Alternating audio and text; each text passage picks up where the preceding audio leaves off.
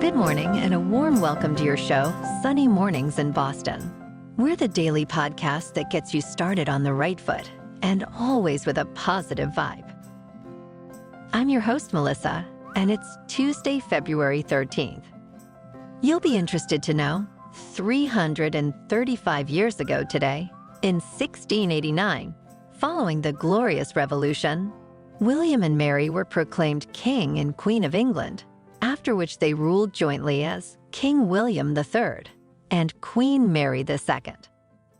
The Glorious Revolution started in 1688 in England and marked a pivotal moment in history, leading to the overthrow of James II.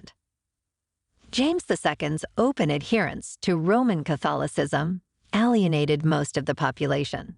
He intensified tensions by issuing the Declaration of Indulgence in 1687, relaxing laws against nonconformists and Catholics.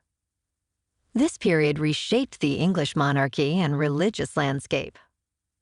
Now that we've learned some history, let's check out the weather in the Boston area. This morning, it's lightly raining and feels like 28 degrees, with 12-mile-per-hour wind. The sunset will take place at 5:13 p.m., and it will rise again tomorrow at 6:42 a.m. It looks like we're in for a day of rain and snow, becoming all snow after 11 a.m. The snow could be heavy at times. We'll have a high near 35, with a breezy north wind around 20 miles per hour, and gusts as high as 36. Chance of precipitation is 100%, with snow accumulation of 10 to 14 inches. Tonight, a chance of snow before 7 p.m. Mostly cloudy, then gradually becoming mostly clear, with a low around 22, and west wind 11 to 16 miles per hour. Chance of precipitation is 30%, with new snow accumulation of less than a half inch. The first low tide Tuesday will be around 7:30 a.m., with a high tide around 1:45 p.m. The nearshore buoy at Cape Cod Bay reads 39.5 degrees for the water temperature. Looking ahead in the weather, we'll see a sunny and breezy Wednesday with a high near 32 degrees. Thursday will be mostly sunny, likely turning to snow by night, and Friday brings a chance of morning snow with highs near 37. Expect cooler nights throughout, with lows in the 20s. Bonjour, food enthusiasts. This podcast is brought to you by Versailles Cafe and Pastries in Encinitas. Nestled on El Camino Real South, just north of Encinitas Boulevard, this cafe is a haven for culinary delights. Indulge in their amazing Eggs Benedict or their gluten-free crepes. You can grab a panini for lunch or just breeze on through to get your morning coffee. They are open every day from 8 to 5. So stop on by and don't forget to tell them Sunny Morning sent you. In local news, Mark Wahlberg, renowned for his acting career, is expanding his footprint in the fitness industry by opening 2 new F45 training studios in the Boston area. The first gym is already welcoming fitness enthusiasts on Summer Street, while the second is slated to open in the North End later this year. Wahlberg, a Boston native, views this venture as an opportunity to positively impact the lives of locals. He's committed to visiting the gyms whenever he's in town, aiming to connect with the community that's close to his heart.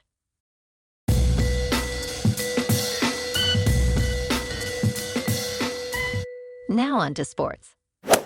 At the Super Bowl, Reba McEntire's performance of the national anthem caused quite a stir in the betting world. She unexpectedly repeated, "The Brave," and extended the anthem beyond the anticipated 90.5 seconds. This extra phrase sparked debate among bettors and bookmakers. BetMGM, initially favoring the under, ended up compensating both over and under bettors. Meanwhile, DraftKings and FanDuel were divided. DraftKings initially supported the under, while FanDuel leaned towards the over. Legal betting on the anthem's duration was only available in Ontario. but U.S. bettors still participated through offshore platforms. This incident echoed a similar situation in 2019 with Gladys Knight's performance. Personally, I'm divided on the whole ordeal, but I will say, you cannot add extra words to the national anthem. Now on to the NBA. Tonight, the Celtics are on the road to take on the Nets, and the Bruins are at home playing the Lightning. In top news, recent research reveals a significant overdiagnosis of melanoma in the U.S., raising concerns about the implications of unnecessary cancer diagnoses. Over 80,000 Americans annually are told they have melanoma, a six-fold increase from 40 years ago. However, this rise is attributed more to overdiagnosis than to environmental risks or detection improvements. The study, focusing on white individuals more prone to melanoma, found 65% of white women and 50% of white men are overdiagnosed. The majority of these cases involve stage 0 cancers, which are unlikely to cause health problems. Overdiagnosis can lead to unnecessary treatments and long-term psychological impacts. Experts suggest a need for better standards in diagnosing melanoma and caution against routine, full-body checks without symptoms. In market news, in a significant crypto development, Bitcoin surpassed $50,000 for the first time since December 2021, triggering a rally in crypto-related stocks and funds. This surge is partly due to robust demand for new spot Bitcoin ETFs.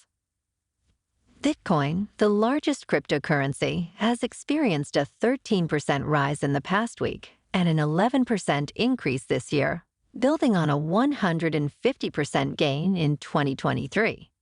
Despite this, it's still about 28% below its peak from November 2021. Leading spot Bitcoin ETFs like Grayscale Bitcoin Trust and BlackRock's iShares Bitcoin Trust saw gains around 5.6%, while Bitcoin futures like ProShares Bitcoin Strategy also climbed. Shares in Coinbase and MicroStrategy rose significantly, reflecting broader market optimism. Experts attribute the rally to increased spot market demand, and some investors viewing Bitcoin as a safe haven amid global uncertainties. However, its price volatility remains a concern. Future predictions are optimistic, with expectations of Bitcoin reaching up to $160,000 by end of 2024 and potentially $350,000 by mid-2025. Bitcoin is currently just under $50,000, Ethereum is about $2,600, and Solana is $113. Moving on to a more local vibe. In our community spotlight on health and wellness, we are working with a national Pilates studio to bring you some free classes, so listen up. Check out Club Pilates, with several locations in the Boston area. Pilates presents a comprehensive wellness approach, cultivating strength, reducing tension, and elevating mental well-being. Scientific research affirms its benefits. So now you can check out Club Pilates for a free class. With locations in Canton, Wellesley, Hingham, Brookline, and Framingham, just be sure to tell them Sunny Morning sent you by. And now, back to the show. Let's talk tech. In a significant move, Google has rebranded its AI offerings under a single name, Gemini. This change sees the previous Bard chatbot and Duet AI features integrated into Google Workspace, all unified as Gemini. Notably, Google has also launched Gemini Ultra 1.0, a more advanced version of its language model. Gemini, blending the roles of an assistant, chatbot, and search engine, is now accessible via dedicated Android app, replacing Google Assistant in some functions. However, there's no iOS app yet. iPhone users can access Gemini through the Google app. Gemini's introduction marks a shift in Google's focus, indicating a strong commitment to AI as it competes with other leading AI developers. For enhanced features, users can subscribe to Gemini Advanced, part of Google's $20 per month Google One AI Premium plan, which also includes 2 terabytes of Google Drive storage. And in entertainment news, Gloria Gaynor, I Will Survive, a new documentary by Betsy Schechter, explores the life of disco icon Gloria Gaynor. The film, getting a one-night theatrical release, delves into Gaynor's journey as she transitions from her 70s disco fame to a gospel artist. It reveals her struggles with personal and professional adversity, transforming her hit I Will Survive into a broader anthem of empowerment. The documentary also touches on Gaynor's past challenges, including her relationship with ex-husband Linwood Simon and a persistent spinal injury. While focusing on her gospel career and the making of her Grammy-winning album Testimony, the film has been critiqued for its intimate approach, lacking broader industry perspectives. However, it celebrates Gaynor's resilience and musical legacy, underscoring her impact on the disco genre and her personal growth. Well, alrighty folks, it's time for the quote of the day. And today, our quote comes from the author, William W. Perky. You've got to dance like there's nobody watching. Love like you'll never be hurt. Sing like there's nobody listening. And live like it's heaven on earth. And that's a wrap for this morning. Remember to stay tuned tomorrow for more news and updates. Have an amazing day, my good friends.